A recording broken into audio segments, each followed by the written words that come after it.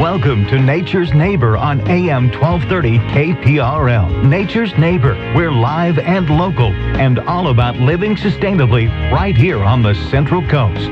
Good afternoon, Central Coast. This is your host, Melanie Blankenship, sitting in the KPRL studio with our boy Chad, ready to take your phone calls to answer any questions that pertain to food, family, farming, and home, being right here on the Central Coast.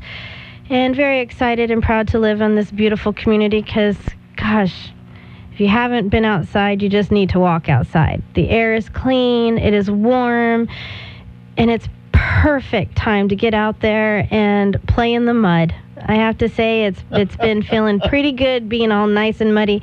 My driveway is nice and sloppy as I'm coming out, and it had to spin my tires just a little, and I have to say how fun that was. Yeah, and so my nice truck is now pinstripe perfectly with all of that beautiful mud, and I have to say it feels good to finally not have dust, and to actually have this rain, but we are a little short still, but it is exciting to be able, with us, we're out on the west side of Templeton, and our averages are a lot more than in town because we, are really close to that York Mountain range that likes to wring out those clouds and dump them in our area, and that's why the oak trees do so beautifully out there, is because they suck up all that water, and that's why we need as much water as we get. But it's really exciting to walk out, and our dry ponds have puddles in them. So, we are grateful for all the little things that we do get. So give us a call. Let's talk food and farming right here on the Central Coast, 238-5775-238 KPRL. I am here to answer all of those questions in our really quick little show, but I do have a lot of things that I want to get out there and talk about. The one most important thing is at Nature's Touch Nursery and Harvest, my store, on this coming up Thursday, which is the 13th of February at 7 o'clock, we are going to be showing the documentary Last Call at the Oasis. We're going to have it inside the store. My big roll-up door comes down. We put a sheet on it, and we show documentaries, and we have, quite a bit of chairs, but if there's a chair that you like from your home, bring a chair and come and enjoy this documentary. It's put on by Erin Brockovich. Erin Brockovich is well known for, she made Julia Roberts popular. Isn't that what they always say? So this is a very, very interesting and very well put together documentary talking about our water crisis. And yes, we did get the rain, but yes, we are so incredibly in a deficit. So we need to get smart. We need to think about the possibilities of being without and getting better with what we have and not thinking that it's always going to be there. So this is a stimulate your mind kind of documentary. I want to think of it as a positive approach to educating us so that we can move forward into this future in a positive note, because I feel like when people are excited about something, things get done better, quicker, so let's look at positive ways of changing what the situation that we're in right now. I also have a couple calls out to well drillers as well as geologists to attend the documentary so that we can be they can be available for all of us who are at our work, from during the day, and we're hearing about all this political stuff that's going on, but we have some questions about the protection of our own home or our own land. Can we continue to farm? Those kind of questions. I have some calls out to a couple people, so hopefully I will hear back from them. But if anybody wants to step up and come on into Nature's Touch and be able to answer some questions, stimulate some conversations after this documentary, please do. The door is open. Please come with an open heart and an open mind. You guys, we all live in this community. No matter if we like each other or dislike each other, or we agree or we disagree, we all have to live together. I choose to think about how we can figure out how we can do this right here, because I don't want to go anywhere else. I hear, okay, so you don't like this, so what are you going to do? I hear people tell me all the time that they're going to move. Well, where are you going to go? There is nowhere else as beautiful and as perfect as it is right here on the Central Coast of California. The Midwest, look what's going on back there. I'm sorry. I walked around in flip-flops the other day. I don't think very many people in the Midwest were walking around in flip-flops. So think of the food. Think of the air that you breathe right here on the Central Coast. Let's work better as a community together and forming a resilience to the possibilities. Let's get better together is what I always say. So on that note, getting better together, I want to remind everybody that we have a couple open spots still available for my Growing Food with Nature course. That is the new course is starting this coming Saturday, the 15th of February. These are my weekend scheduled, where we schedule it at 2 o'clock in the afternoon, and it's an hour class. This course is a 4-week course, and we literally take you from seed to table and how to do it yourself. We talk about everything on how to make compost. We talk about how to prune. We talk about seed germination, seed soil temperature. We talk about all of that, and bring all your questions. Know that it is a $125 class for the 4 weeks, but if you have a group of people that are working out of one garden, I don't care if there's 10 people that are working out of that garden, you'll be charged one time per garden, $125. Come on in, let's gather, let's do this better together is my idea.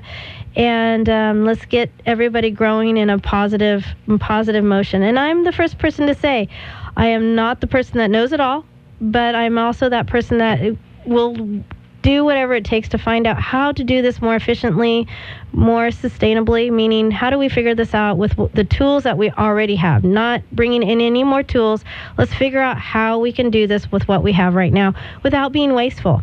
And that's what these courses are all about. You know, like the first one, we talk about, you know, checking in with the weather and what does it mean to produce food. I mean, we can grow a garden.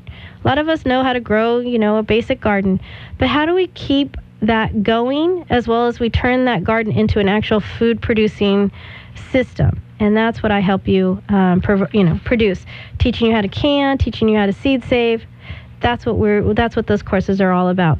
Also, tomorrow, which is February 11th, we are also is our Harvest Basket subscription pickups. I'm sorry, I got a little bit mixed up here. On Wednesday, the 12th at 5:30 is our free seasonal cooking class.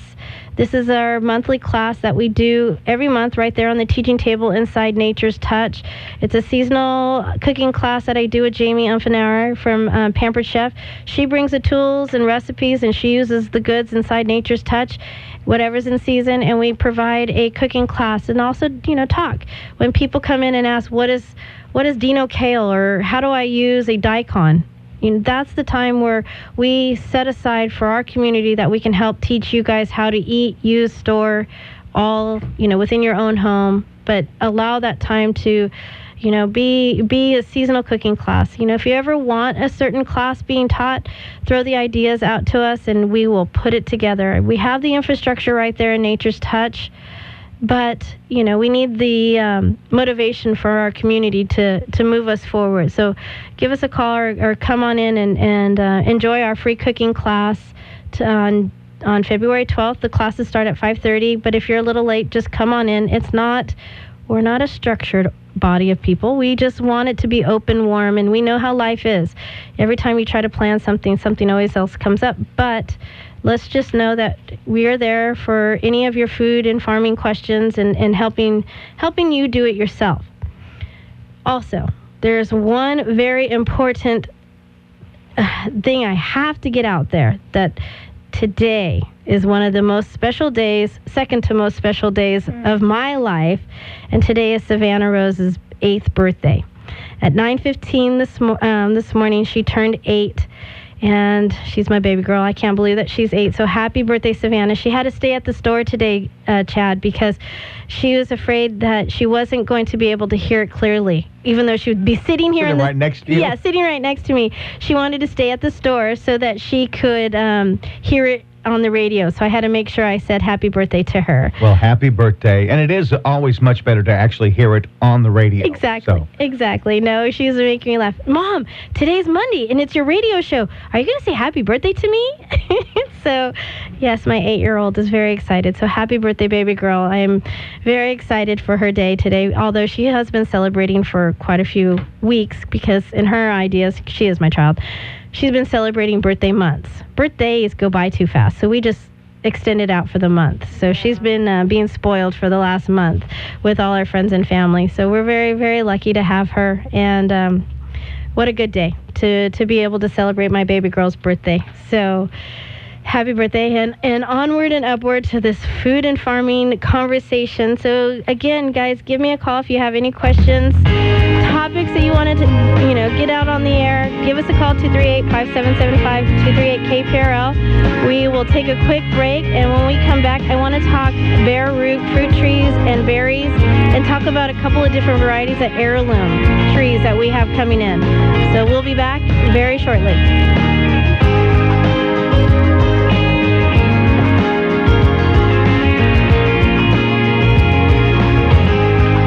Welcome back to our second half of Nature's Neighbor right here on 1230 KPRL. Well, I want to put it out there one more time. If you have any questions or want to get stuff out on the air with us, give us a call, 238-5775, 238-KPRL. And I want to take this quick time to start talking bare root. Now is the time to get out in the dirt and open that ground and plant your bare root fruit trees and berries. What is bare root? Bare root is when your deciduous bushes and trees go dormant. Once we get that deep frost in the ground, that cold sends them into their deep sleep. So the longer they sleep, the better they're going to produce the following year. A bare root fruit tree reminds me of that bear. They come alive in the spring, and they eat, and they reproduce, and they eat, and they eat, and they eat, and then they go to sleep, and they sleep during the winter. And that's exactly the same concept as your bare root fruit trees and berries. And this is the time, because now that we have finally gotten a little bit of moisture, it's time to be able to open up the ground and get your stuff planted. So things that we have at Nature's Touch are different varieties of heirloom fruit trees. So an heirloom is something that has to date back at least 50 years or more to be a true heirloom. So these are trees that have been grown exactly the same for at least 50 years or more. So we have varieties of apples that can date back to, the list that I have right here, just in the selection of things that we have a lot of is, for instance, the Newtown Pippin apple tree can date back to 1759. So, these are, your true vintage fruit trees. These are varieties that have been chosen because of the production or the flavoring, or, it's about picking the healthiest one, the strongest one, to be able to carry it on. So, that's also what an heirloom is truly about, too. And it's, they're funny.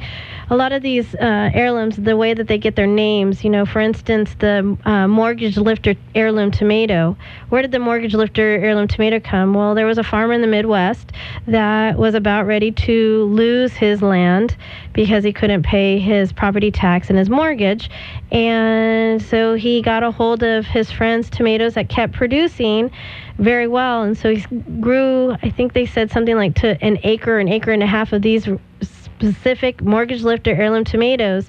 And in the first year selling at a farmer's market, he was able to come out of being late on his mortgage, paid off his taxes. Mind you, he lived in the Midwest, not in California, but in the Midwest. So was able to come out of debt and hold on to his land because of the Mortgage Lifter heirloom tomato. So we have a phone call. We do. Hi, you're on Nature's Neighbor. Hi. I wish you guys would address the importance of gopher baskets. We had an issue to where we had some beautiful fruit trees planted, and we came out here kind of naive and just planted them in the ground without any gopher baskets. And, in the next year, they slowly got taken out by the little gopher guys. No, and then so if you guys would adjust that, I would really appreciate it. And also, I had some friends that thought that they could save money by making their own, and the wire was just not it was not small enough to be, it has to be small enough so that they can't maneuver in there as a little guy, because they have the ability and cartilage in their rib cage to manipulate and get into tiny little crevices, just like any other rodent. You got it. So, I think that needs to be addressed. I agree with you. Gophers are one of the noxious rodents that destroy orchards and, berries and a lot of other gardens. gophers are kind of those those rodents that don't like to be disturbed. So things, keeping things moving, keeping things clean, and managing a system, will also help. But I mean, there's so many gophers out right now that are destroying things, and gopher baskets are a good way to get your orchard started, and chicken wire kind of material should work pretty well. And what I do with our orchard, we have a 125 tree orchard. We went out and bought a roll of chicken wire and dug the holes, specifically doubling the size of the root span of the tree that I was planting, laid the wire down in the hole, and then made sure that the wire came up out of the ground a little bit so we could tuck the wire back around. But we also gave it enough room so the roots can expand out. Most chicken wire being in the ground will rust out and break through. The roots will break through within 3 to 5 years.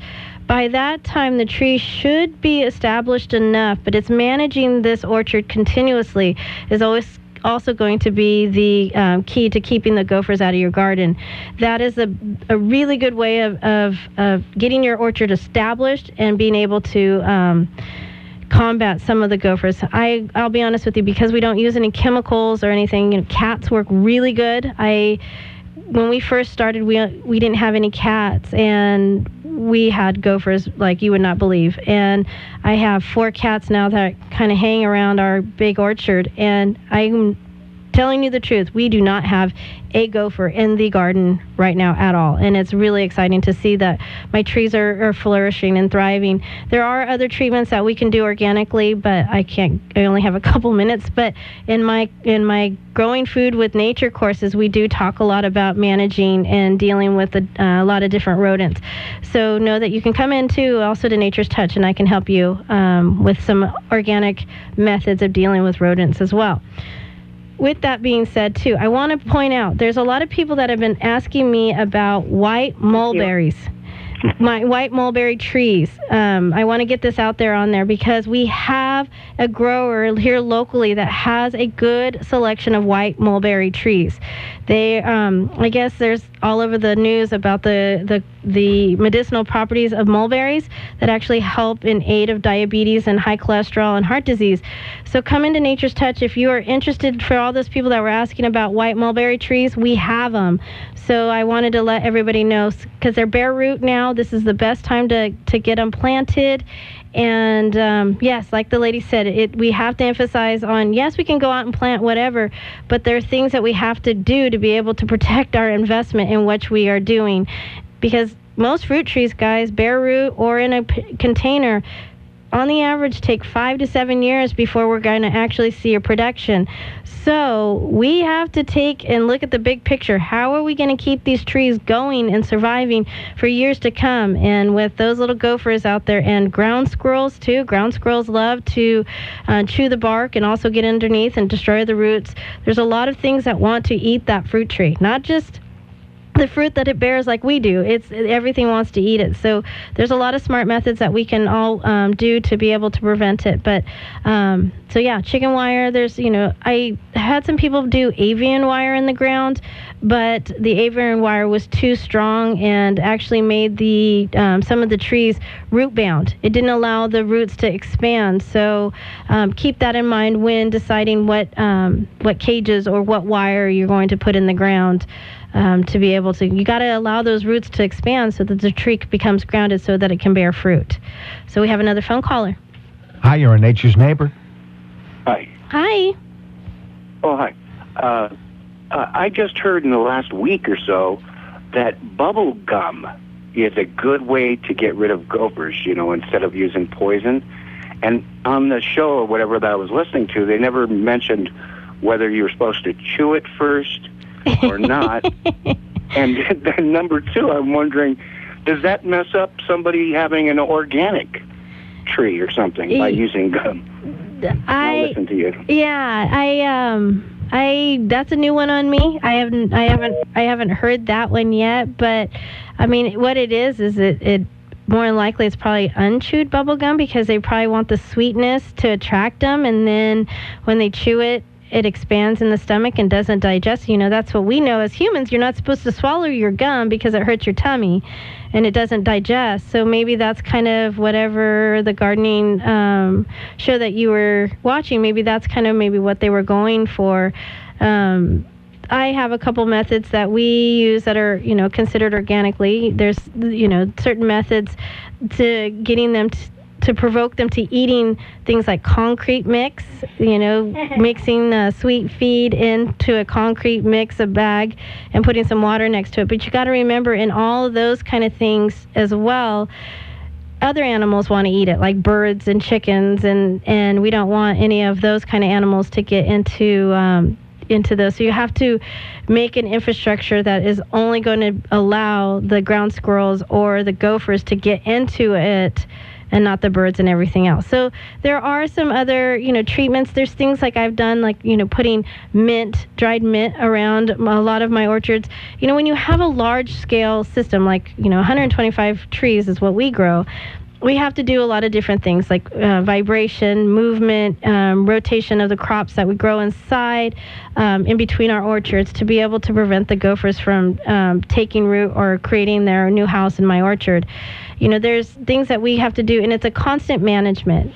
But when you have 5 to 10 fruit trees, and you're trying to keep the gophers at bay, it's a little easier to manage. And I don't know about the organic standards of bubble gum. There's xylitol out there that is, xylitol makes a really good organic gum that doesn't have aspartame or sugar. So maybe we can use xylitol gum to keep our gophers away. That one's a new one on me, so I'll have to look into that and check back next week on what I come up with gum. But I see what the point is. It's that probably not chewed. Use the sweetness to attract them, and like we know, don't swallow your gum because it messes with the digestive tract, and that's probably what they were probably going for with using gum. But back to the conversation of the heirloom fruit trees. I want to talk about this because a lot of people are asking the questions about varieties. What should they grow? And there's just, there's different varieties, even like certain types of peaches, like the Suncrest peach. That is an incredibly heavy producer. It's a very healthy variety peach, too, so it's less likely to get peach leaf curl and so on and so forth. It's a freestone. What is a freestone? A freestone is the fruit does not attach to the seed inside. So see, there's all these varieties that we can choose from. Come into Nature's Touch. We'd be more than happy to help you pick out the variety that's going to suit your kitchen and suit your garden to what it needs to be. Here we are again at the end of our show. It goes by fast, but know that you can get us in downtown Templeton at 225 South Main Street. Come and enjoy the documentary this Thursday. Happy birthday again, my Savannah Boo. We are onward and upward. We have rain on the ground, moisture. Get out there and play in the mud. Enjoy this beautiful week that we are going to have. Thank you so much. Nature's Neighbor, every Monday afternoon at 12:35.